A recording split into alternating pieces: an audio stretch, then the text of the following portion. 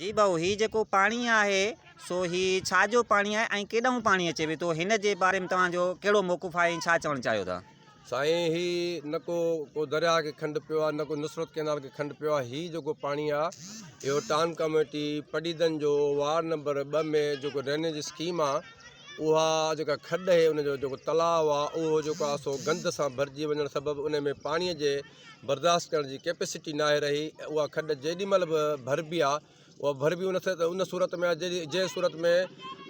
Public health जूं उन drainage जूं जिन मोटरूं न आहिनि हलंदियूं त पोइ हीअ उहा खॾ ओवरफ्लो थींदी आहे ऐं असांजे पासे उहो उत्तर वारे पासे बंदि भॼी पवंदो आहे ऐं सदा ई असां ॿुधंदा आहियूं मस असां हिन मींहंनि जे पाणीअ खां मस सुका हुआसीं।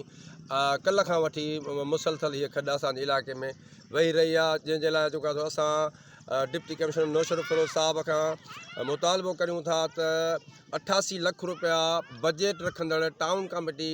पडीदन वारनि खां पुछाणो करे त इन खॾ छो थी भॼे ऐं इहा खॾ ओवरटॉप छो थी थिए, इन खॾ जी खाटी छो कोन थी कराई वञे। छाकाणि त खॾ खे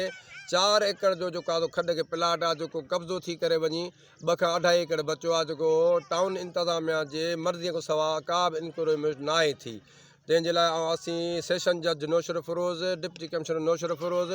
जनाब वज़ीर आला सिंध खां मुतालबो करियूं था त टाउन कमेटी पडीदन स्टेशन ते ड्रेनेज स्कीम जो वार्ड नंबर 2 जी जेका खॾ आहे उनजी खाटी कराई वञे ऐं उत्तर वारो जेको बंदि आहे उनखे बंदि करायो वञे, उनखे ऊचो करायो वञे ताकी असांजे हिन वसंतीअ में असांजे अलरहमान सोसाइटी में खॾ जो गंदो पाणी जेको वरियनि खां ईंदो रहे थो, वरियनि खां ईंदड़ आहे, उनखे बंदि करे मुस्तक़िल जेको आहे उनजो हल कढियो वञे।